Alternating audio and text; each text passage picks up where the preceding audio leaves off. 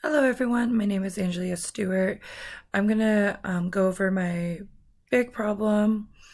So, my big problem is children with physical disabilities who are being left behind due to the barriers that they are facing by not being able to go to school, such as like in rural or areas.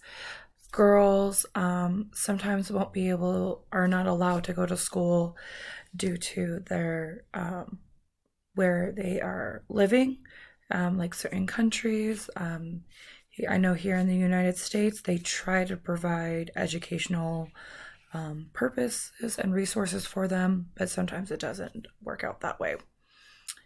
Um, but due to these barriers that they face, it has created a marginalization for children with these disabilities and them accessing proper education, finding the better resources for them to go to school. So part of that, I guess, the finding of the um, that's related to the theory would be the exosystem. Because of the exosystem, it requires children to go to school. And if they can't go to school, then they can't succeed in their daily lives, provide for themselves. So it's very hard on them. So certain schools do not have the right resources for teachers to be successful when it comes to teaching children with disabilities, especially those that have a physical disability. And that has been a problem for many centuries. It has been going on for many years that laws had to be passed in order for children to go to school for them to succeed in life. So, someone with a physical disability, such as being in a wheelchair, it can be their vision, being deaf,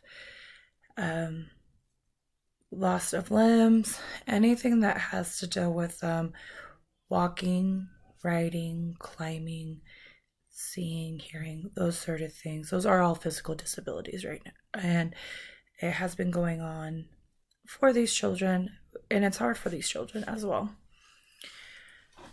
I think that with the exosystem, because we rely on these schools to have these resources for them, some schools don't, based off of where they are, especially in different countries or in rural areas as well.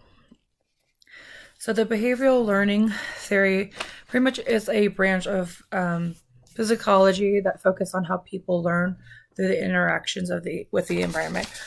Hence, going back to the exosystem, because the exosystem provides that barrier for the schools and the foundation for that as well.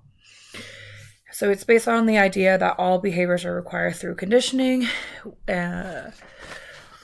which is the process of reinforcement for these schools and for these better resources. So the learning situation that I would paint would be something like having a biannual teachers training event for those who work with children with disabilities, providing an all pay expense to this training event. The host will provide all the resources, including a certain type of budget for each teacher they will need for their classroom to succeed in. This can include remodeling their room to having better access to their room, providing anyone with a wheelchair, they have a ramp, anything in their classroom that they need to be successful, or just certain equipment as well. There would be a budget from the Teachers Foundation that would be over $1 million. For each teacher's budget would be around 10,000 to 15,000 based on their needs and the school they work with.